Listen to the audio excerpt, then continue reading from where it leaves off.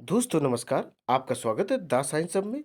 और आप लोग देख रहे हैं 10th क्लास में साइंस का थर्ड चैप्टर, जिसका टॉपिक है धातु एवं अधातु। इंग्लिश में इसको मेटल्स एंड नॉन मेटल्स बोलते हैं। और आपको दोस्तों बता दें, ये एनसीईआरटी की क्लासेस हैं, इंपॉर्टेंट है सिविल सर्विसेज के लिए। पीसीएस किसी भी स्टेट का हो, टेट, सीटेट, पेट, इवन ऐसे सारे एग्जाम्स जिसमें साइंस आती है, ये सीरीज सभी के लिए दोस्तों इंपॉर्टेंट है। ये क्लासेस इंपॉर्टेंट है।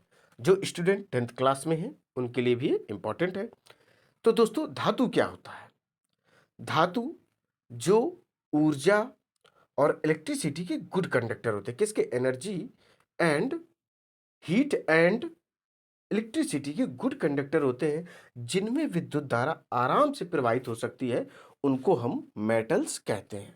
अगर कुछ मेटल्स के एग्जांपल्स आपसे पूछे जाएं तो आप लोहा कह सकते हैं, तांबा कह सकते हैं, एल्युमिनियम कह सकते हैं, ठीक है। और क्या कह सकते हैं? गोल्ड कह सकते हैं। अब बात करते हैं नॉन मेटल्स की। तो नॉन मेटल्स अर्थात अधातु। अधातु क्या होती है? अधातु की पहली विशेषता यह होती है कि वो विद्युत धारा उनमें किसी भी प्रकार से कोई प्रवाहित नहीं होती है। क्या होती है दोस्तों? विद्युत धारा प्रवाहित नहीं होती है। वो हीट एंड इलेक्ट्रिसिटी के बेड कंडक्टर होते हैं, उनमें किसी भी प्रकार की कोई चमक नहीं होती। अब बात आती है कि एग्जाम्पल क्या है इसके। तो एग्जाम्पल अगर आप देखना चाहो, जितनी प्लास्टिक की वस्तुएं, लकड़ी की वस्तुएं देख लो, कुर्सी हो, मेज हो, चेयर हो, कुछ भी हो, आप देख सकते हैं। क्लॉथ्स, कपड़े, ये भी एक अधातु के ही एग्जाम्पल हैं। तो आइए दोस्तों, अब स्टार्ट करते हैं अपने चैप्टर को, धातु एवं अधातु को। चलिए दोस्तों देखते हैं क्या है चैप्टर। 9वीं कक्षा में आपने कई तत्वों के बारे में पढ़ा होगा। आपने देखा कि किस प्रकार तत्वों को उनके गुण धर्मों के आधार पर धातु एवं अधातु में वर्गीकृत किया जाता है। मैंने दोस्तों आपको 9th क्लास में बताया भी है कैसे वस्तुओं को धातु और अधातु में डिवाइड करते हैं। अपने दैनिक जीवन में धातु एवं अधातु के उपयोगों पर भी विचार कीजिए कि ऐसे कौन सी वस्तुएं हैं जो धातुएं हैं और उनका उपयोग करते हैं, ऐसी कौन सी वस्तुएं हैं जिनका हम उपयोग करते हैं जिंदगी में, बट वो अधातु है। ये चीजें आपको ही सोचना है। आपके विचार से कौन से गुणधर्म तत्वों को धातु एवं अधातु में वर्गीकृत करते हैं? किस प्रकार ये गुणधर्म इन तत्वों के उपयोग से संबंधित है? हम इनके कुछ गुणधर्मों का विस्तार से अध्ययन करें। बिल्कुल दोस्तों, इनके कुछ कैरेक्टर भी होते हैं, गुण भी होते हैं। ये कैसे प्रकृति के साथ रिएक्शन करते, अपक्रिया करते, इसके बारे में अब हम लोग जानकारी पढ़ेंगे। जो सबसे पहला टॉपिक है अपना, वह है भौतिक गुणधर्म। क्या है? भौतिक गुणधर्म। अब आपको हम बता दें कि भौतिक गुणधर्म होता क्या है। जिसको हम बाहरी रूप से देख सकें, वही भौतिक गुणधर्म होता है। जैसे आप ले लीजिए लोहा, तो लोहा का आकार, आकृति, ठोस है, कैसा है, ये सारी चीजें हम देखते हैं, समझते हैं, यही उसका भौतिक गुणधर्म कहलाता है। आइए दोस्तों अब पढ़ते हैं। अब भौतिक गुणधर्म के अंदर हम सबसे पहले धातु की विशेषताएं पढ़ेंगे। किसकी? मेटल्स की क्या क्या करेक्टर्स होती हैं, इसके बारे में पढ़ते हैं। आइए दोस्तों, इन पदार्थों के भौतिक गुणधर्मों की तुलना करके समूह में अलग करना सबसे आसान है। इनके अध्ययन के लिए हम निम्न क्रियाकलापों की सहायता लेते हैं। कुछ क्रियाकलाप भी इसके अंतर्गत आपको बताएंगे। जैसे अनुभाग 3.1 से 3.6 में दिए गए क्रियाकलापों के लिए निम्न धातुओं जैसे iron, copper, aluminium, magnesium, sodium, lead, zinc तथा आसानी से मिलने वाली कुछ अन्य धातुओं के नमूने इकट्ठे करेंगे। देखिए दोस्तों, क्या क्या है यहाँ से? आयरन है, कॉपर है, एल्युमिनियम है, मैग्नीशियम है, सोडियम है, लेड, जिंक है। अब इनको हमने इकट्ठा किया और इनके बारे में अब जानकारी लेते हैं। बिल्कुल, देखिए क्रियाकलाप 3.1 क्या है। आयरन, कॉपर, एल्युमिनियम और मैग्नीशियम के नमूने एकत्रित कीजिए। प्रत्येक नमूना कैसा दिखाई देता, उस पर ध्यान देना। किस आकृति का है, किस रंग का है, ये सब चीजें आपको बतानी है। रेगमाल से रगड़कर प्रत्येक नमूने की सतह को साफ करके उसके स्वरूप पर फिर ध्यान दीजिए। अब बात करें रेगमाल। रेगमाल क्या होता है? रेगमाल अगर किसी धातु पर रगड़ते हैं तो उसकी धातु की जो ऊपरी सतह होती, वह सतह साफ हो जाती, और जो निचली उसकी चमकदार सतह होती, वह उभर कर सामने आ जाती है। तो ये रेगमाल का कार्य होता है। रेगमाल रगड़ा जाता है किसी भी मेटल्स पर। अपने शुद्ध रूप में धातु की सतह चमकदार होती। धातु के इस गुणधर्म को धात्विक चमक कहते हैं। आपने देखा होगा कोई मेटल्स ले लो, चाहे लोहा ले लो, स्टील ले लो, ठीक है, एल्युमिनियम, कॉपर ले लो, गोल्ड ले लो, ये सारी की सारी मेटल्स चमकदार होती हैं। कैसी होती? चमकदार होती। तो चमकदार होती कैसी हैं? जो चमकने की इनकी विशेषता होती, उसे धात्विक चमक कहा जाता है। क्या कहा जाता है? धात्विक चमक या मेटेलिक शाइनिंग भी कहा जाता है। अब आगे देखते हैं, एक क्रियाकलाप अपने सामने आ रहा है दोस्तों 3.2। देखते हैं 3.2 में क्या है। आयरन, कॉपर, एल्युमिनियम तथा मैग्नीशियम का एक छोटा टुकड़ा लेना है। किसका किसका? आयरन हो, कॉपर हो, एल्युमिनियम हो तथा मैग्नीशियम का एक छोटा टुकड़ा लेना है। इन धातुओं को तेज धार वाले चाकू से काटने का प्रयास कीजिए। अपने प्रेक्षणों को लिखिए। चिमटे से सोडियम धातु का एक टुकड़ा लीजिए। सोडियम का सिंबल Na होता है, ठीक है। चिमटे, फिर क्या सावधानी क्या देखनी है? सोडियम धातु का उपयोग करते समय हमेशा सावधान रहिए। फिल्टर पेपर के बीच दबाकर इसे सुखा लीजिए। अब वॉच गिलास पर रखकर इसे चाकू से काटने का प्रयास कीजिए। देखिए आपको दोस्तों हम बता दें, जो सोडियम धातु है, सोडियम जो मेटल्स है, वह कैसा होता है? लिक्विड फॉर्म में भी पाया जाता है। यह सबसे सॉफ्ट होता है, अर्थात इसे हम चाकू से आराम से काट सकते हैं। किसको? सोडियम को। और इसका सिंबल क्या होता है? Na इसका सिंबल होता है दोस्तों। अब देखते हैं, आप देखेंगे कि धातुएं सामान्यतः कठोर होती हैं। बिल्कुल दोस्तों, लोहा ले लो, आयरन ले लो, गोल्ड ले लो, जितनी भी मेटल्स होती हैं मैक्सिमम क्या होती हैं? सब सारी की सारी सॉलिड फॉर्म में और यह ठोस होती हैं। प्रत्येक धातु की कठोरता अलग अलग होती है। अब क्रियाकलाप हम लोग देखेंगे 3.3। आयरन, जिंक, लेड तथा कॉपर के टुकड़े लीजिए। किसके किसके दोस्तों लेने? आयरन, जिंक हो, लेड हो तथा कॉपर के कुछ टुकड़े लीजिए। किसी एक धातु को लोहे के ब्लॉक पर रखकर 4-5 बार हथौड़े से प्रहार कीजिए। फिर हमें देखना है क्या होता है। अब किसी मेटल से ले लीजिए, जैसे लोहा ले लो। लोहा को पहले गर्म किया जाता, फिर हथौड़े से उसके आकार एवं आकृति में परिवर्तन किया जाता है। तो जब भी अगर किसी मेटल्स के आकार या आकृति में परिवर्तन करना है, तो उसे हीट करना पड़ेगा, अर्थात उसे गर्म करेंगे, उसके बाद उस पर प्रहार करेंगे, फिर उसकी आकृति में परिवर्तन करेंगे। अन्य धातुओं के साथ भी यही क्रिया कीजिए। इन धातुओं के आकार में हुए परिवर्तन को देखिए। आप जिस आकार में चाहे उस आकार में इसको परिवर्तित कर सकते हैं। आप देखेंगे कि कुछ धातुओं को पीट कर पतली चादर बनाई जा सकती है या बनाया जा सकता है। इस गुणधर्म को आघात वर्धता कहते हैं। आघात वर्तनीयता भी कहते हैं, आघात वर्धिता भी कहते हैं। किसको? जब वो उनको पीटने से जब वो बढ़ जाते हैं। आपने टीन के चादर देखे होंगे, टीन देखी होगी जो रखी जाती, वो मेटल से ही बनाए जाते हैं। उनको हीट किया जाता, फिर उनको एक प्रॉपर शेप में बनाया जाता है। तो ये किस गुण के कारण, किस कैरेक्टर या किस गुण के कारण ऐसा हुआ है? तो वो हुआ आघात वर्धता के कारण। क्या आप जानते हैं कि सोना तथा चांदी सबसे अधिक आघातवर्ध धातुएं हैं? सबसे ज्यादा तो सोना होता है। सोना की छोटी सी, सोने गोल्ड की कोई रिंग बनवानी हो या इयरिंग्स बनवानी हो या चेन्स बनवानी हो, तो कितने उसे कितना हम बढ़ा सकते हैं। सबसे ज्यादा क्वालिटी इसी के अंदर पाई जाती है। बाई चांस आपसे अगर ऐसा क्वेश्चन पूछा जाए कि ऐसे कौन सा मेटल्स है जिसके अंदर आघातवर्धता सबसे अधिक पाई जाती है, तो आप कह सकते हैं गोल्ड। क्या है? गोल्ड अर्थात सोना ही है। अब देखते हैं क्रियाकलाप 3.4। इसमें क्या है? उन धातुओं की सूची बनाई जिसके तार आप दैनिक जीवन में देखते हैं। आप एल्युमिनियम की भी तार देखते हैं, कॉपर की भी तार देखते हैं। इन सब के आप तार देख के कहीं कहीं ना कहीं आप मेटल्स के भी तार देखते हैं। देखिए, धातु के पतले तार के रूप में खींचने की क्षमता को तन्यता कहते हैं। देखिए, जब धातु से पतले तार बनाए जाते हैं, तो इस कैरेक्टर को तन्यता कहा जाता। क्या कहा जाता? तन्यता कहा जाता। सोना सबसे अधिक तन्य धातु है। आपको यह जानकर आश्चर्य होगा, 1 ग्राम सोने से कितने? 1 ग्राम सोने से 2 किलोमीटर लंबा तार बनाया जा सकता है। ये इस टाइप के क्वेश्चन आते भी हैं कि 1 ग्राम सोने से कितने किलोमीटर का तार बनाया जा सकता है, तो आप कह सकते 2 किलोमीटर तक। कितना? 2 किलोमीटर तक तार बनाया जा सकता है। आघात वर्धता तथा तन्यता के कारण धातुओं को हमारी आवश्यकता के अनुसार विभिन्न आकार दिए जा सकते हैं। जैसी नीड है, जैसी जरूरत है, उस अनुसार हम लोग धातुओं की आकृति में परिवर्तन कर देते हैं। जैसे जानवरों की चेन अलग होती है, इंसानों की चेन अलग होती है। ठीक है, कुर्सी मेज वगैरह बनानी हो मेटल्स की, वो अलग आकृति की बनेंगी।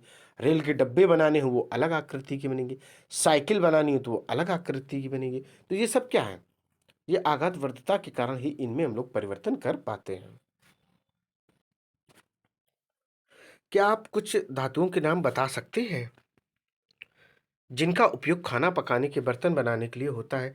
क्या आप जानते हैं इन धातुओं का उपयोग बर्तनों को बनाने के लिए क्यों किया जाता है? इसका उत्तर पाने के लिए आइए निम्न क्रियाकलाप देखते हैं। आपको दोस्तों बता दें, कुकर हो, कढ़ाई हो, भगोना हो, तो ये स्टील के रूप में यूज किए जाते हैं, ठीक है। एल्युमिनियम के, लोहे के, 3-4 ये मेटल्स होते हैं जिनका कुकिंग के जो बर्तन हैं उनमें उपयोग किया जाता है। ग्लास स्टील का भी होता है, आपने देखा होगा। तांबे का भी लोटा होता है। इस तरीके से इन धातुओं का उपयोग इनमें किया जाता है। चलिए अब देखते हैं आगे क्रियाकलाप। बिल्कुल दोस्तों, ये रहा क्रियाकलाप, आप लोग देख पा रहे होंगे। इसमें देखिए क्या है क्रियाकलाप 3.5 में। एल्युमिनियम या कॉपर का तार लीजिए, क्लैंप की मदद से इस तार को स्टैंड से बांध दीजिए, जैसा चित्र 3.1 में दिखाया गया है। तार के खुले सिरे पर मोम का उपयोग कर एक पिन चिपका दीजिए। स्प्रिट लैंप मोमबत्ती या बर्नर से क्लैंप के निकट तार को गर्म कीजिए। थोड़ी देर बाद आप क्या देखते हैं? अपने प्रेक्षणों को लिखिए, क्या धातु तार द्रवित होता है? ये देखिए दोस्तों, आपको हम चित्र दिखाते हैं। देखिए चित्र है, धातु ऊष्मा के सुचालक होते हैं। बिल्कुल दोस्तों, मैंने आपको स्टार्टिंग में बताया था, लगभग जितने मेटल्स होते हैं वो हीट एंड इलेक्ट्रिसिटी के बेस्ट टू बेस्ट या यूं कहें गुड कंडक्टर होते हैं। ऊष्मा के बेहतरीन सुचालक होते हैं। देखिए, बर्नर दिया गया, धातु का तार दिया गया, तार का खुला सिरा, पिन, मोम, स्टैंड, क्लैंप। अब आप लोग ये सोच रहे होंगे कि सुचालक का मतलब क्या होता है? जब भी हम किसी भी मेटल्स या धातु की वस्तु को गर्म करते हैं तो क्या वो गर्म होती है? पूरी गर्म होती है? यस। आप कुकर पर या गैस चूल्हे पर कढ़ाई चढ़ा दें, कुकर चढ़ाएं, तो वो पूरा का पूरा गर्म होता है। क्यों गर्म होता है? क्योंकि उसके अंदर ये विशेषता पाई जाती, वो हीट का या ऊष्मा का सुचालक होता है, इसलिए वह बर्तन गर्म हो रहा है। इसी जगह आप लकड़ी जलाएं तो लकड़ी का जितना हिस्सा जलाएंगे उसी में आग पकड़ेगी। ऐसा नहीं कि 1 मीटर की लकड़ी आप एक छोर पे आग लगाइए तो दूसरा छोर भी गर्म हो जाए। दूसरा छोर गर्म नहीं होगा क्योंकि यह एक अधातु का गुण होता है। चलिए दोस्तों आगे देखते हैं क्या है। उपरोक्त क्रियाकलाप से पता चलता है कि धातु ऊष्मा के सुचालक हैं तथा इनका गलनांक बहुत अधिक होता है। सिल्वर तथा कॉपर ऊष्मा के सबसे अच्छे चालक हैं। इनकी तुलना में लेड तथा मरकरी ऊष्मा के कुचालक हैं। क्या धातुएं विद्युत की भी चालक हैं? आइए पता करते हैं। बिल्कुल दोस्तों, अब देखेंगे क्रियाकलाप 3.6। क्या देखेंगे दोस्तों? क्रियाकलाप 3.6 देखते हैं। देखिए क्या दिया गया है इसमें। चित्र 3.2 की तरह एक विद्युत सर्किट तैयार कीजिए। जिस धातु की जांच करनी है उसे परिपथ में टर्मिनल ए तथा टर्मिनल बी के बीच उसी प्रकार रखिए जैसा चित्र में दिखाया गया है। क्या बल्ब जलता है? इससे क्या पता चलता है? आइए दोस्तों, अब आपको हम चित्र दिखाते हैं 3.2। ये रहा चित्र 3.2। धातुएं विद्युत की सुचालक होती। बिल्कुल दोस्तों, देखिए ए बी दिया गया है, दोनों क्लिप दी गई हैं।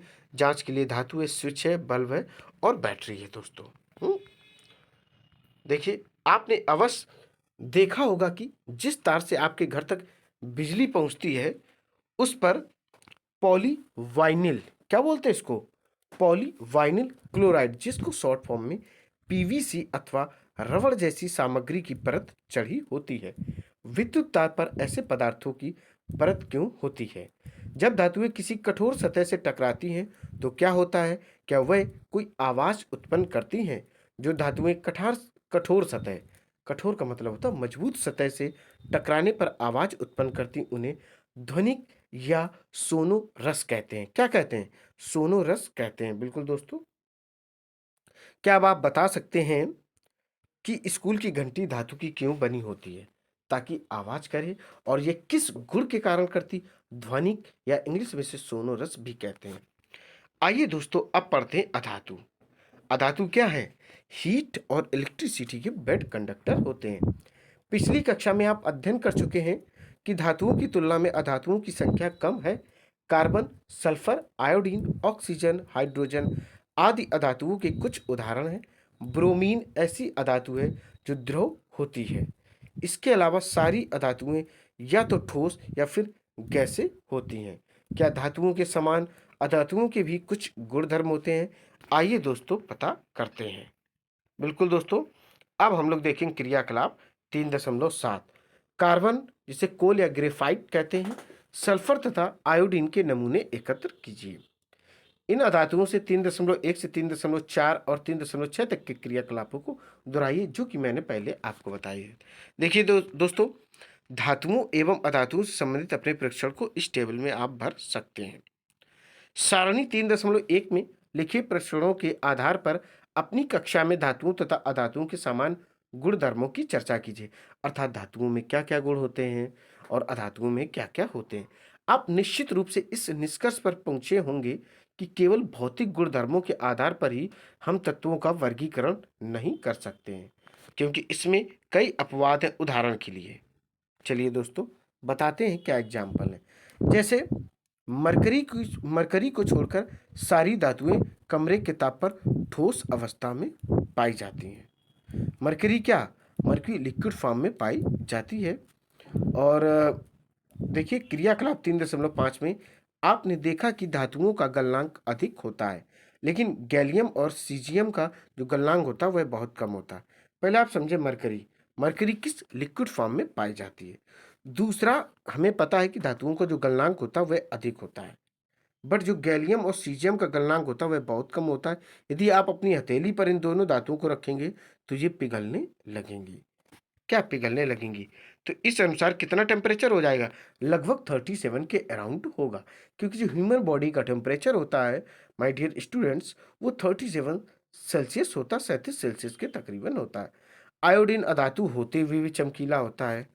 आयोडीन क्या होता है? आयोडीन अधातु है, ठीक है, बट इसमें चमक होती है। अब देखिए थर्ड नंबर क्या है? कार्बन ऐसी अधातु है जो विभिन्न रूपों में विद्यमान रहती है। प्रत्येक रूप को क्या कहते हैं? अपर रूप कहते हैं। क्या कहते हैं दोस्तों? अपर रूप कहते हैं। हीरा कार्बन का एक अपरूप है। यह सबसे कठोर प्राकृतिक पदार्थ है। अगर आपसे क्वेश्चन पूछा जाए कोई ऐसे पदार्थ का नाम बताइए जो प्राकृतिक रूप से सबसे अधिक कठोर है, तो आप कह सकते हो वह हीरा होता है। हीरा को इंग्लिश में डायमंड भी कहते हैं। एवं इसका गलनांक तथा क्वथनांक बहुत अधिक होता है। क्या? गलनांक तथा क्वथनांक भी सबसे अधिक दोस्तों होता है। कार्बन का एक अन्य अपर रूप है ग्रेफाइट, विद्युत का सुचालक होता है। ध्यान रखिएगा, हम लोग अधातु पढ़ रहे हैं, बट जो ग्रेफाइट है वह विद्युत का सुचालक होता, इलेक्ट्रिसिटी का गुड कंडक्टर होता है अधातु होने के बावजूद भी ग्रेफाइट। क्षारीय धातु जैसे लिथियम, सोडियम, पोटेशियम इतनी मुलायम होती हैं कि उनको चाकू से भी काटा जा सकता है। इनके घनत्व तथा गलनांक कम होते हैं। तत्वों को उनके रासायनिक गुणधर्मों के आधार पर अधिक स्पष्टता से धातुओं एवं अधातुओं में वर्गीकृत किया जा सकता है। अब हम लोग देखेंगे धातुओं के रासायनिक गुणधर्म। क्या पढ़ेंगे? मेटल्स के जो केमिकल करैक्टर होते हैं वो देखने हमें। देखिए क्या होते हैं धातुओं के रासायनिक गुणधर्मों के बारे में हम भाग 3.321 से 3.2.4 में पढ़ेंगे। इसके लिए निम्न धातुओं के नमूने एकत्रित किए गए। देखिए 3.2.1 धातुओं का वायु में दहन करने में क्या होता है। बिल्कुल दोस्तों, आइए देखते हैं, पढ़ते हैं क्रियाकलाप 3.8 में। आपने देखा कि वायु में चमकदार श्वेत ज्वाला के साथ मैग्नीशियम का दहन होता है। क्या सभी धातुएं इसी प्रकार अपक्रिया करती हैं? आइए कुछ क्रियाकलाप देखते हैं। क्रियाकलाप 3.9 है। देखिए क्या है 3.9। इसमें सावधानी भी बताई गई है, सावधानी का विशेष ध्यान रखें। एकत्र की गई किसी धातु को चिमटी से पकड़कर ज्वाला पर उसका दहन कीजिए, अर्थात जलाइए। अन्य धातुओं के साथ भी यही क्रिया दोहराइए। इससे उत्पन्न पदार्थ को एकत्र कीजिए। उत्पाद तथा धातु की सतह को ठंडा होने दीजिए। किस धातु का दहन आसानी से होता है? जब धातु का दहन हो रहा था तो ज्वाला का रंग क्या था? दहन के पश्चात धातु की सतह कैसी प्रतीत होती है? धातुओं को ऑक्सीजन के साथ अपक्रियाशीलता के आधार पर घटते क्रम में व्यवस्थित कीजिए। क्या इनके उत्पाद जल में घुलनशील हैं? देखते हैं अब क्या है। लगभग सभी धातुएं ऑक्सीजन के साथ मिलकर धातु के ऑक्साइड बनाती हैं। क्या बनाती हैं? धातु के ऑक्साइड बनाती हैं, जैसा कि आप लोग नीचे देख पा रहे होंगे। धातु प्लस ऑक्सीजन धातु ऑक्साइड इन्होंने बनाया। ये देखिए दोस्तों, देख पा रहे होंगे आप लोग। फिर उदाहरण के लिए जब कॉपर को वायु की उपस्थिति में गर्म किया जाता है तो ये ऑक्सीजन के साथ मिलकर काले रंग का कॉपर ऑक्साइड बनाते हैं। कैसे? काले रंग का कॉपर ऑक्साइड ये लोग बनाते हैं, दिखाते हैं आपको। ये देखिए दोस्तों, ये आप लोग देख पा रहे होंगे। जैसे कॉपर का फार्मूला Cu होता है, प्लस ऑक्सीजन के साथ जब रिएक्शन कराएंगे तो CuO बनाएंगे, कॉपर ऑक्साइड। क्या बनाएंगे? कॉपर सेकेंड ऑक्साइड बनाएंगे। इसी प्रकार आप एल्युमिनियम ले सकते हैं। एल्युमिनियम भी मेटल्स होता है, तो ये एल्युमिनियम ऑक्साइड प्रदान करते हैं। जैसे 4Al, देखिए Al किसका? एल्युमिनियम का सिंबल होता है, और ऑक्सीजन के साथ रिएक्शन करें तो Al2O3 एल्युमिनियम ऑक्साइड बनाएंगे। देखिए दोस्तों, अध्याय 2 में जैसा कि मैंने आपको पढ़ाया है, आपने देखा कि कॉपर ऑक्साइड हाइड्रोक्लोरिक अम्ल से कैसे अपक्रिया करता है। हम जानते हैं कि धातु ऑक्साइड की प्रकृति क्षारकीय होती है। क्षारकीय मतलब जिनका पीएच मान 7 से ऊपर हो। 7.1 से लेकर 14 तक होगा तो वो क्षारकीय कहलाएंगे। अगर पीएच वैल्यू 7 से कम होगी तो एसिडिक या क्या कहलाएंगे? अम्ल कहलाएंगे। लेकिन एल्युमिनियम ऑक्साइड, जिंक ऑक्साइड जैसे कुछ धातु ऑक्साइड अम्लीय तथा क्षारकीय दोनों प्रकार के व्यवहार प्रदर्शित करते हैं। ऐसे धातु ऑक्साइड जो अम्ल तथा क्षारक दोनों से अपक्रिया करके लवण तथा जल प्रदान करते हैं, उभयधर्मी ऑक्साइड कहलाते हैं। अब आप यहाँ पर समझ सकते हैं दोस्तों। देखिए दोस्तों, क्या समझ सकते हैं आप लोग? बाय चांस आपसे उभयधर्मी ऑक्साइड की बात की जाए तो आप कह सकते हैं कि उभयधर्मी ऑक्साइड क्या होते हैं? ऐसे धातु ऑक्साइड जो अम्ल तथा क्षारक दोनों से अपक्रिया करके लवण तथा जल प्रदान करते हैं, उभयधर्मी ऑक्साइड कहलाते हैं। क्या कहलाते हैं? उभयधर्मी ऑक्साइड कहलाते हैं। जैसे आप लोग L2O3 plus 6HCl 2LCl3 plus 3H2O, देखो वाटर बना, दोनों साइड वाटर बन रहा है, तो ये उभयधर्मी ऑक्साइड के एग्जाम्पल हैं। क्या है? उभयधर्मी ऑक्साइड के ये एग्जाम्पल हैं जिनमें वाटर बन रहा है। और शुद्ध पानी की पीएच वैल्यू कितनी होती है दोस्तों? उसकी पीएच वैल्यू होती है 7। कितनी होती?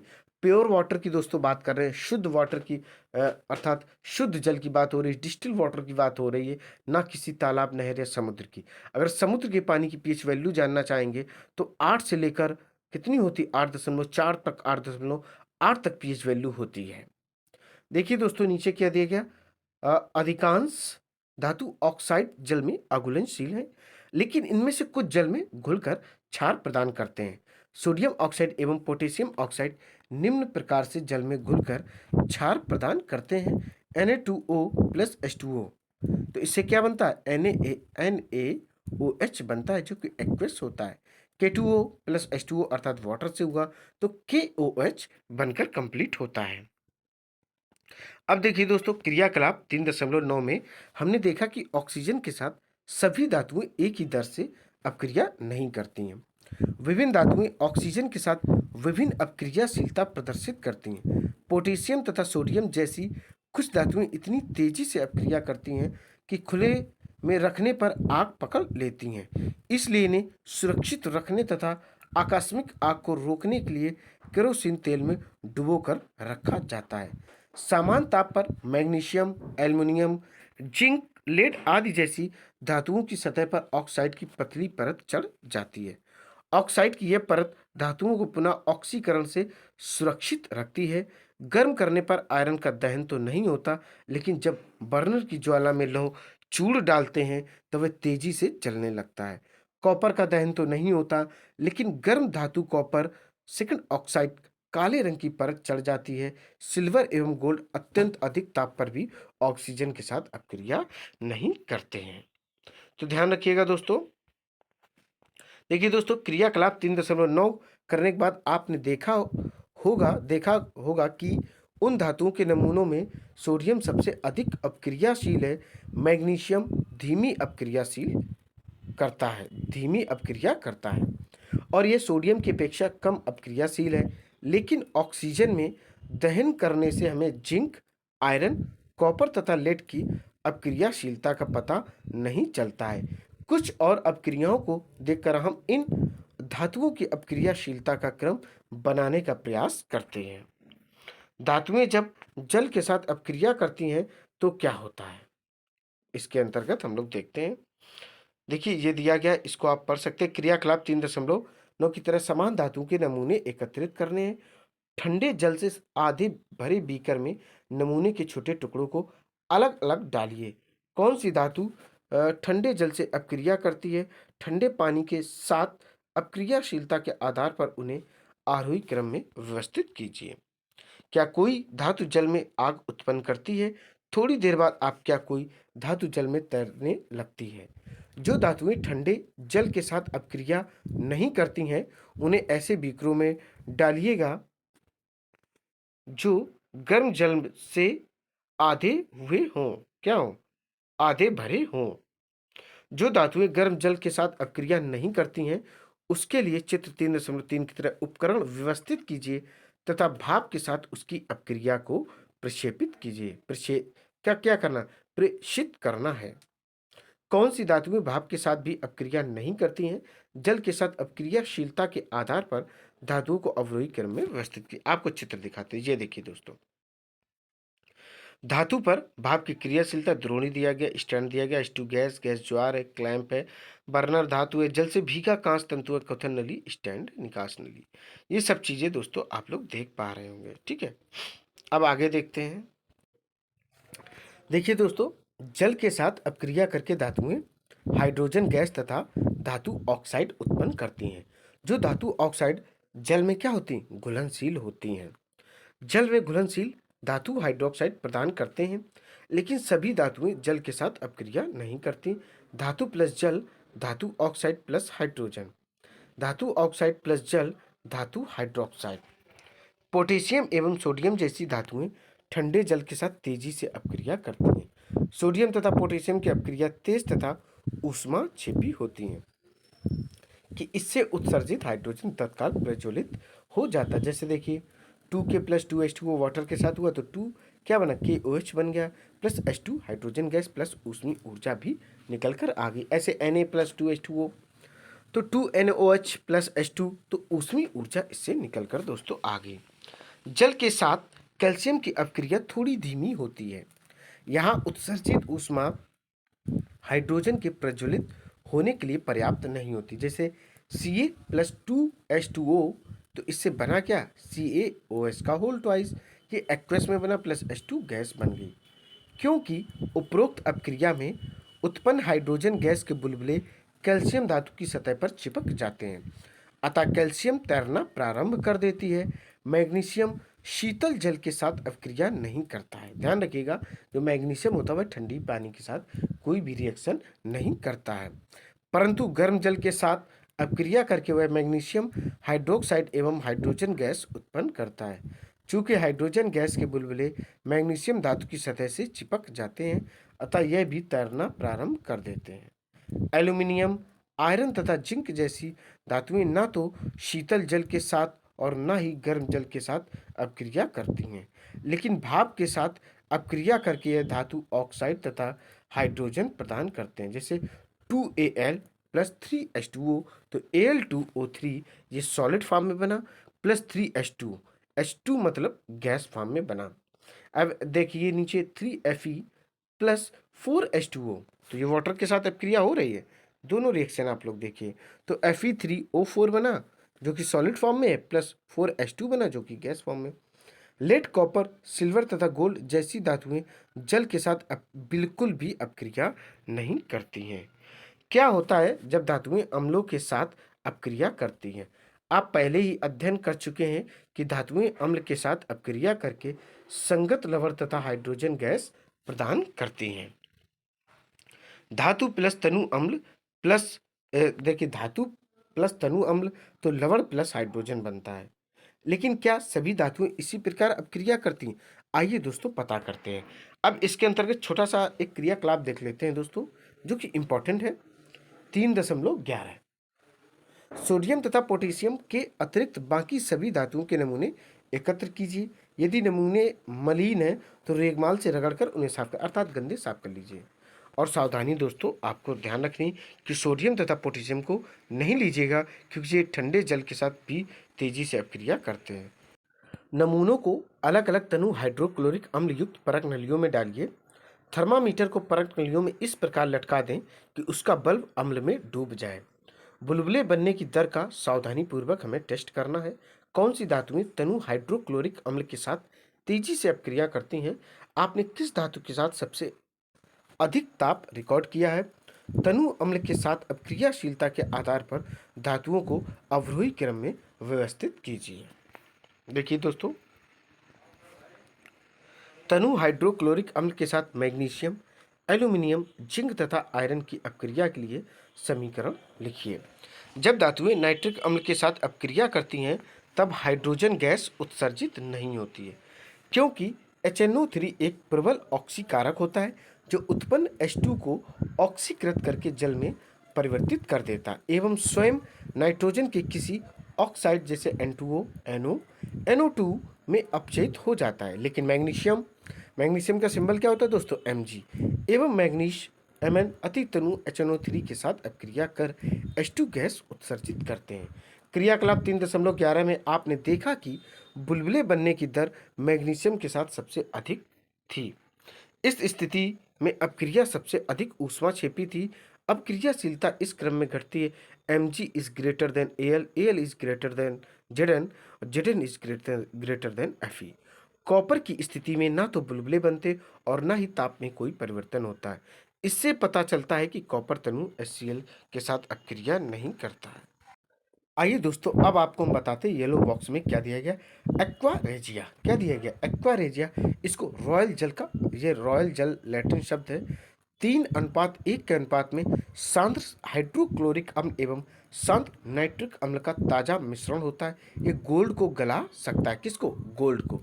तभी गोल्ड की विभिन्न प्रकार की आकृति बनाई जाती है, विभिन्न प्रकार के आभूषण दोस्तों बनाए जाते हैं, जबकि दोनों में से किसी अम्ल में अकेले यह क्षमता नहीं होती। एक्वा रेजिया भवकता द्रव होने के साथ प्रबल संचारक है। यह उन अभिकर्मकों में से एक है जो गोल्ड एवं प्लेटिनम को गलाने में समर्थ है। अब देखते हैं दोस्तों, अन्य धातु लवणों के विलयन के साथ धातुएं कैसे अपक्रिया करती हैं। इसके अंतर्गत दोस्तों हम लोग क्या पढ़ेंगे? इसके अंतर्गत हम लोग देखेंगे क्रियाकलाप 3.12। कॉपर एक स्वच्छ तार एवं आयरन की एक कील लीजिए। कॉपर के तार को परत नली में रखें। आयरन सल्फेट के विलयन तथा आयरन की कील को दूसरी परत नली में रखें। कॉपर सल्फेट के विलयन में डाल दीजिए, जैसा कि चित्र 3.4 में है। 20 मिनट बाद क्या करना है कि हमें रिकॉर्ड करना है कि उसमें क्या क्या दोस्तों परिवर्तन आए। आपको किस परत नली में कोई अपक्रिया हुई है इसका पता चलता है। किस आधार पर आप कह सकते हैं कि वास्तव में कोई अपक्रिया हुई है? क्या आप अपने प्रेक्षणों को क्रियाकलाप 3.9, 3.1, 3.10 तथा 3.11 में से कोई संबंध स्थापित कर सकते हैं? इस अपक्रिया के लिए संतुलित रासायनिक समीकरण भी लिखते हैं। ये किस प्रकार होता है दोस्तों? चित्र तो अभी आपको दिखाते हैं। चलिए, ये रहा चित्र 3.4। टिक भी लगा देते हैं दोस्तों, आप लोग देख लो, इसको समझ लो। धातु की लवण विलयन के साथ अपक्रिया कैसे करती है? देखिए, लोहे की कील है, ठीक है, परत नली स्टैंड है, तांबे का तार है, आयरन सल्फेट का विलयन है, फिर देखिए कॉपर सल्फेट का विलयन है और परत नली लोहे की कील है। दुनिया की चीजें आप देख पा रहे हो, कार्क धागा, ये सब चीजें इसमें आप लोग देख पा रहे होंगे। अब देखिए क्या होता है। अपक्रियाशील धातु अपने से कम अपक्रियाशील धातु को उसके यौगिक के विलयन या गलित अवस्था से विस्थापित कर देती है। पिछली खंड में हमने देखा कि सभी धातुओं की अपक्रियाशीलता समान नहीं होती है। हमने ऑक्सीजन, जल एवं अम्ल के साथ विभिन्न धातुओं की अपक्रियाशीलता की जांच की, लेकिन सभी धातुएं इन अभिकर्मकों के साथ अपक्रिया नहीं करती हैं। इसलिए हम सभी धातुओं के नमूने को अपक्रियाशीलता के अवरोही क्रम में नहीं रख सकेंगे। आपने अध्याय 1 में जो विस्थापन अपक्रियाओं का अध्ययन किया वह धातुओं की क्या होती है? धातुओं की अपक्रियाशीलता का उत्तम प्रमाण प्रस्तुत करते हैं। इसे समझना बहुत ही आसान है। देखिए, अगर धातु ए तथा धातु बी को उसके विलयन से विस्थापित कर देती है तो धातु बी की अपेक्षा अधिक क्रियाशील अपक्रियाशील है। ए किसको रिप्लेस कर दे? बी को रिप्लेस कर दे तो स्वाभाविक स्ट्रॉन्ग कौन हो जाएगा? बी, ए स्ट्रॉन्ग हो जाएगा। धातु ए प्लस धातु बी का लवण विलयन, तो ए का लवण विलयन प्लस धातु बी, तो क्रियाकलाप 3.12 में आपके प्रश्नों के आधार पर कॉपर तथा आयरन में से कौन सी धातु अधिक क्रियाशीलता अधिक पावरफुल होगी, अब क्रियाशीलता रखती होगी। अब हम लोग पढ़ेंगे सक्रियता श्रेणी। क्या पढ़ेंगे? सक्रियता श्रेणी पढ़ेंगे, जो कि बहुत अहम टॉपिक है। क्या है दोस्तों? बहुत अहम टॉपिक है। सक्रियता श्रेणी वह सूची है जिसमें धातुओं की क्रियाशीलता को अवरोही क्रम में व्यवस्थित किया जाता है। अगर बाई चांस आप लोग अवरोही क्रम ना जानते हो तो आपको हम बता दें, अवरोही क्रम होता है बड़े से छोटे की ओर, और आरोही क्रम क्या होता है? छोटे से बड़े की ओर। तो इस बात को आप लोग ध्यान रखें। विस्थापन के प्रयोगों के बाद निम्न श्रेणी को विकसित किया गया जिसे सक्रियता श्रेणी कहते हैं। इसको आप लोग देख लो। देखो, सक्रियता श्रेणी धातुओं की अपेक्षा अपक्रियाशीलता सबसे अधिक अपक्रियाशील कौन कौन है? Potassium, sodium, calcium, magnesium, aluminium, इस तरीके से जिंक। अब घटती अपक्रियाशीलता देख पा रहे हो, iron, lead, hydrogen, copper, mercury, silver, gold आदि। सबसे कम किसी गोल्ड की दी गई है। ठीक है दोस्तों, ये चीजें आप लोग देख पा रहे हो। कुछ प्रश्न हैं, इनको भी आप पढ़ सकते हैं और समझ सकते हैं। अब हमें पढ़ना क्या है? धातुएं एवं अधातुएं कैसे अपक्रिया करती हैं। बिल्कुल दोस्तों, देखिए, ऊपर के क्रियाकलापों में आपने कई अभिकर्मकों के साथ धातुओं की अपक्रियाएं देखी हैं। धातुएं इस प्रकार की अपक्रिया क्यों प्रदर्शित करती हैं? नवी कक्षा में अध्ययन के लिए तत्वों के इलेक्ट्रॉनिक विन्यास को याद कीजिए, जो कि मैंने आपको दोस्तों पढ़ाया है विधिवत। जाकर आप प्लेलिस्ट में 9th क्लास की साइंस देख सकते हैं। हमने जाना कि संयोजकता कोश पूर्ण होने के कारण उत्कृष्ट गैसों की रासायनिक अपक्रियाएं बहुत कम होती हैं। इसलिए हम तत्वों की अपक्रियाशीलता को संयोजकता कोश को पूर्ण करने की प्रवृत्ति के रूप में समझ सकते हैं। उत्कृष्ट गैसों एवं कुछ धातुओं तथा अधातुओं के इलेक्ट्रॉनिक विन्यास पर ध्यान दीजिए। सारणी 3.3 में हम देख सकते हैं कि सोडियम परमाणु के 72 कोश में केवल एक इलेक्ट्रॉन है। यदि यह हम अपने एम कोश से एक इलेक्ट्रॉन को त्याग देता है, तब एल कोश इसका 72 कोश बन जाता है, जिसमें स्थायी अष्टक उपस्थित होता है। इस परमाणु के नाभिक में 11 प्रोटॉन होते हैं, लेकिन इलेक्ट्रॉनों की संख्या 10 होने के कारण इसमें धन आवेश की अधिकता होती है तथा यह सोडियम धनायन Na+ प्रदान करता है। दूसरी ओर क्लोरीन के 72 कोश में 7 इलेक्ट्रॉन होते हैं। कितने होते हैं? 7 इलेक्ट्रॉन दोस्तों होते हैं तथा अष्टक पूर्ण होने के लिए इसे 1 इलेक्ट्रॉन की जरूरत होती है, क्योंकि अष्टक में दोस्तों कितने इलेक्ट्रॉन होते हैं? अष्टक में दोस्तों 8 इलेक्ट्रॉन होते हैं। यदि सोडियम एवं क्लोरीन अपक्रिया करें तो सोडियम द्वारा त्यागा गया 1 इलेक्ट्रॉन क्लोरीन ग्रहण कर लेता है। 1 इलेक्ट्रॉन ग्रहण करके क्लोरीन परमाणु इकाई ऋण आवेश प्राप्त करता है, क्योंकि इसके नाभिक में 17 प्रोटॉन होते तथा इसके Kl एवं M कोशों में 18 इलेक्ट्रॉन होते हैं। इससे क्लोराइड ऋणायन Cl नेगेटिव प्राप्त होता है। इसलिए दोनों तत्वों के बीच निम्न प्रकार से आदान प्रदान का संबंध स्थापित हो जाता है। देखिए, कुछ टेबल दी गई, इनको आप लोग देख सकते हैं। कुछ तत्वों के इलेक्ट्रॉनिक विन्यास है, तत्वों के प्रकार, उत्कृष्ट गैसें जैसे हीलियम, नियॉन, आर्गन। ठीक है। धातुएं sodium, magnesium, aluminium, potassium, calcium.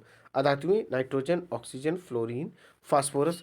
कुछ इनके इलेक्ट्रॉनिक विन्यास दिए गए हैं और इनके 4 कोष भी दिए गए, KLMN। और किस कक्षा में कितने होते हैं इनको भी आप पढ़ सकते हैं और समझ सकते हैं।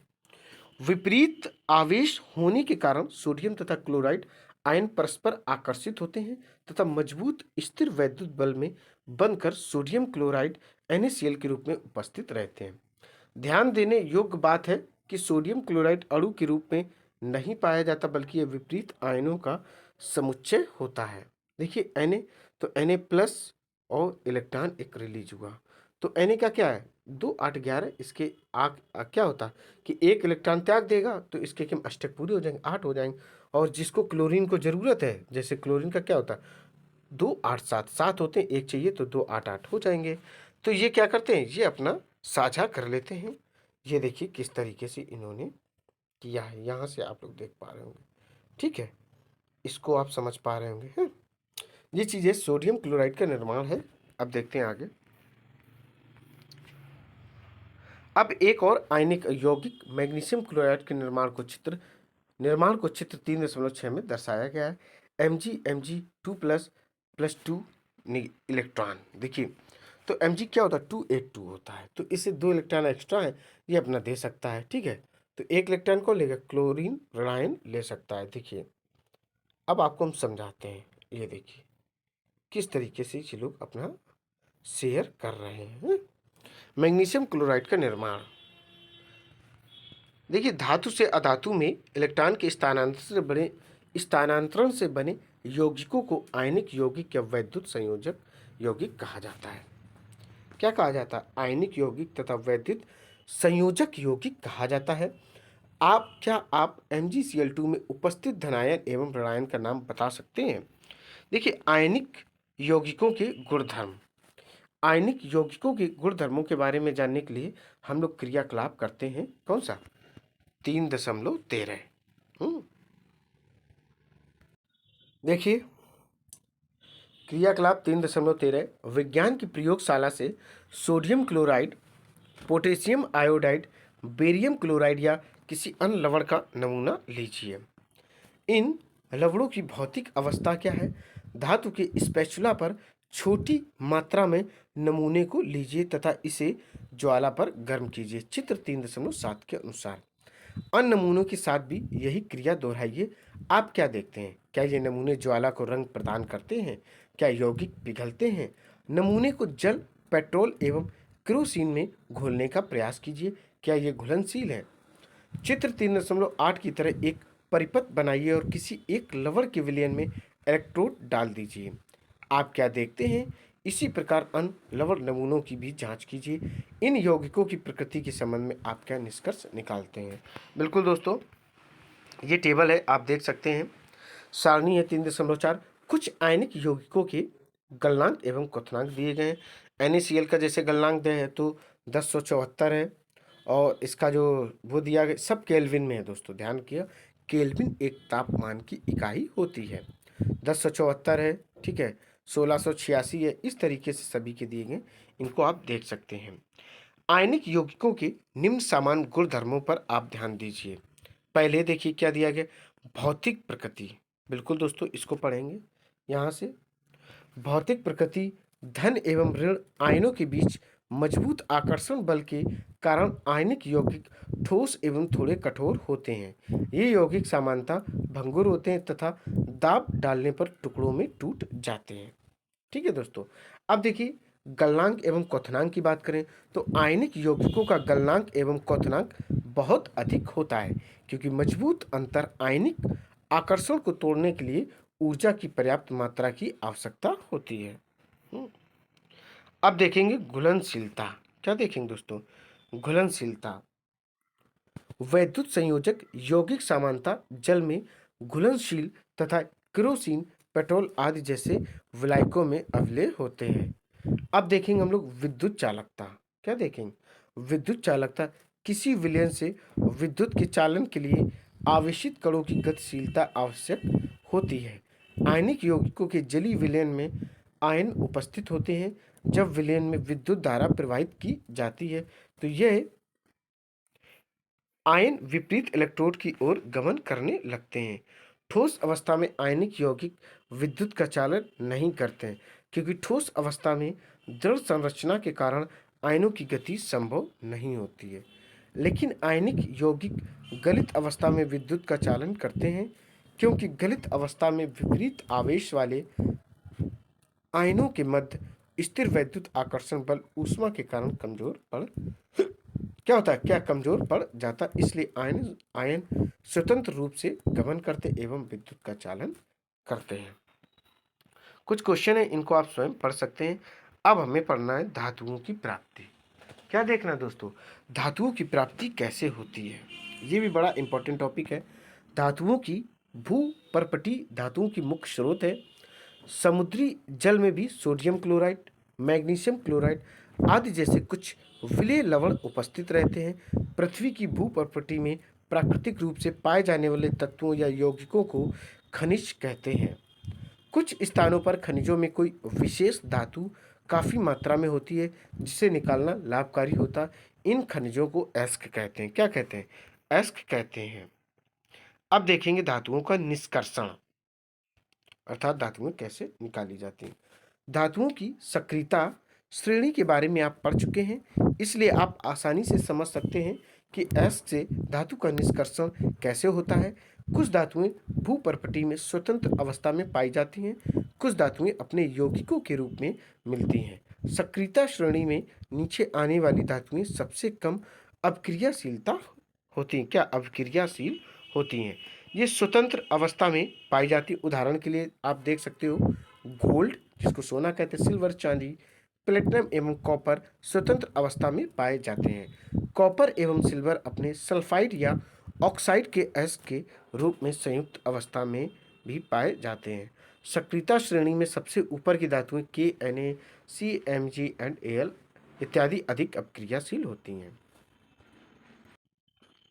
ये कभी भी स्वतंत्र तत्व के रूप में नहीं पाई जाती हैं। सक्रियता श्रेणी के मध्य की धातुएं Zn, Fe, Pb आदि की अपक्रियाशीलता मध्यम होती है। पृथ्वी की भूपर्पटी में ये मुख्यतः ऑक्साइड, सल्फाइड या कार्बोनेट के रूप में पाई जाती हैं। आप देखेंगे कि कई धातुओं के अयस्क ऑक्साइड होते हैं। ऑक्सीजन की अत्यधिक अपक्रियाशीलता एवं पृथ्वी पर इसके प्रचुर मात्रा में पाए जाने के कारण ऐसा होता है। ये देखिए दोस्तों, विद्युत अपघटन KNaCaMgAl Zn। ये देखिए कार्बन के उपयोग से अपचयन PbCu है। प्राकृतिक अवस्था में उपस्थित Ag और Au। चित्र 3.9 था सक्रियता श्रेणी एवं संबंधित धातु कर्म, आपको मैंने दिखाया है।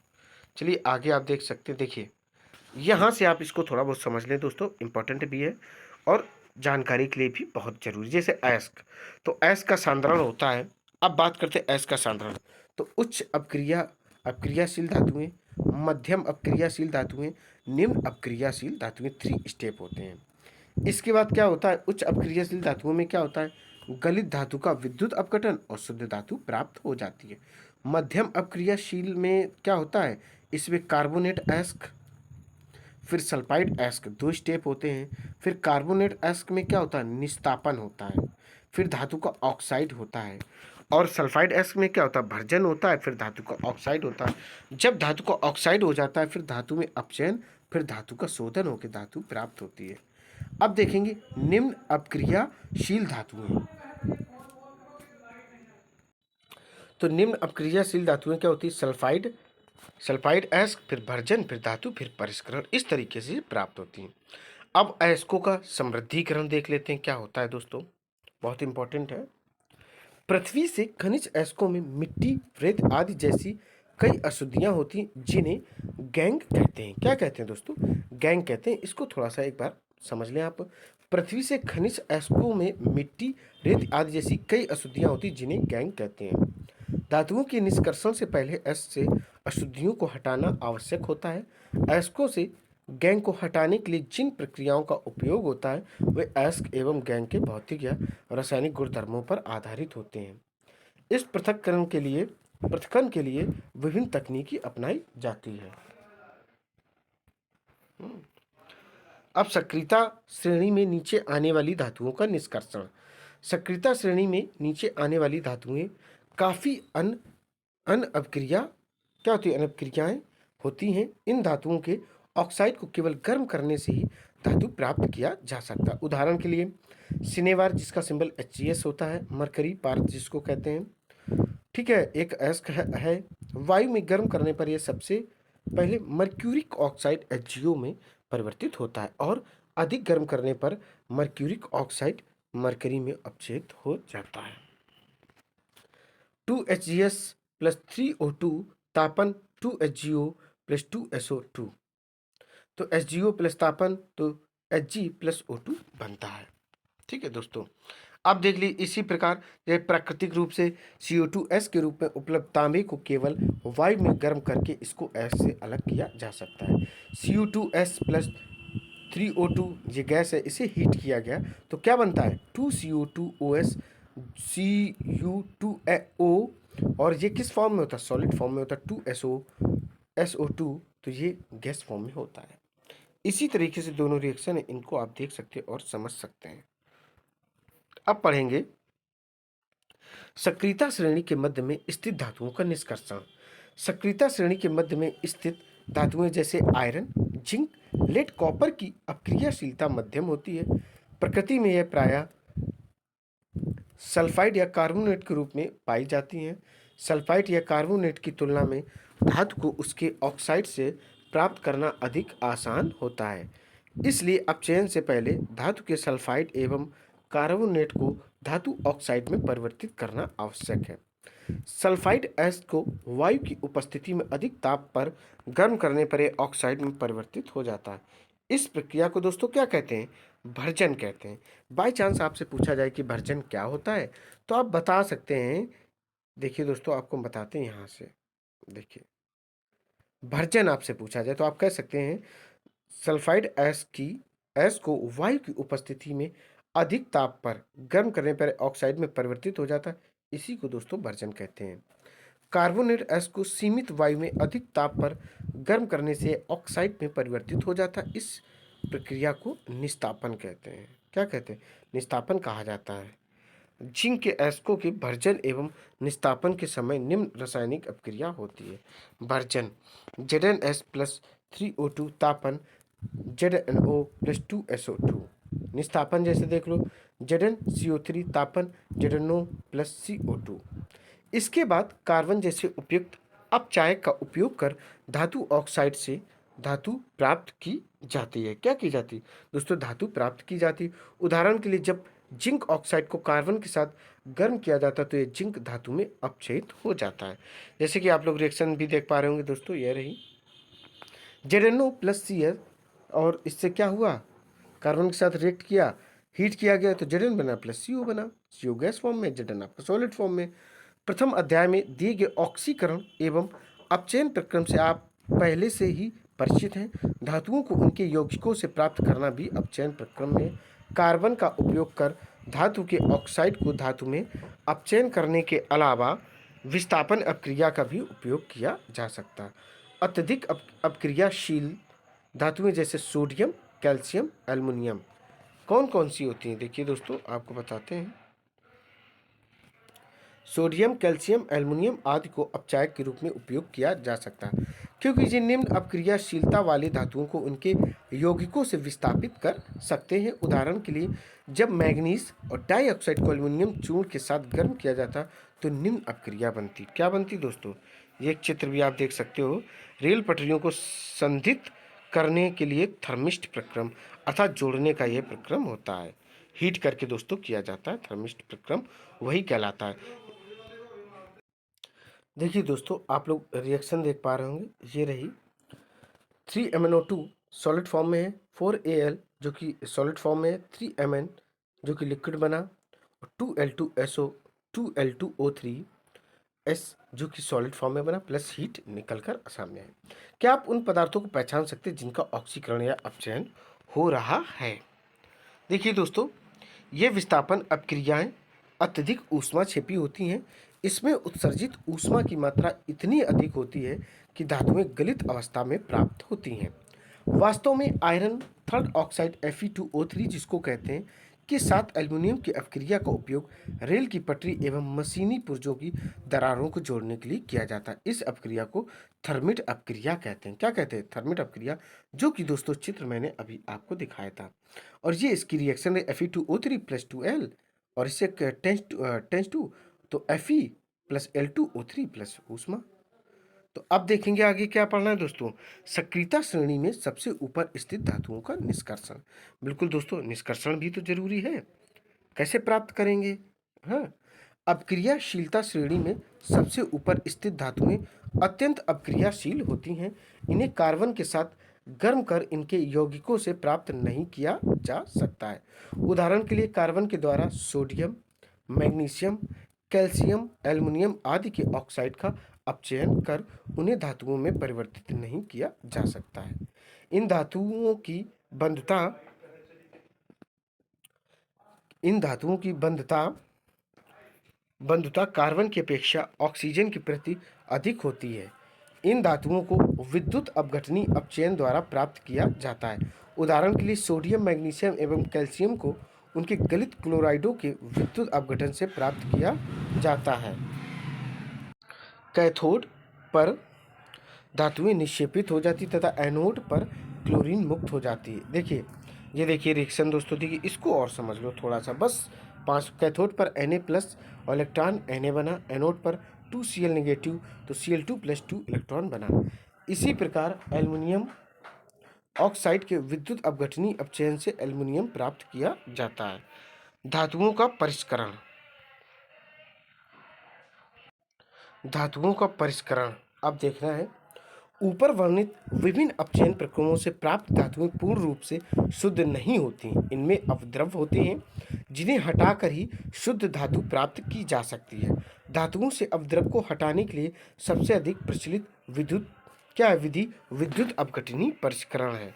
विद्युत अपघटनीय परिष्करण है क्या, इसके बारे में दोस्तों आइए पढ़ते हैं।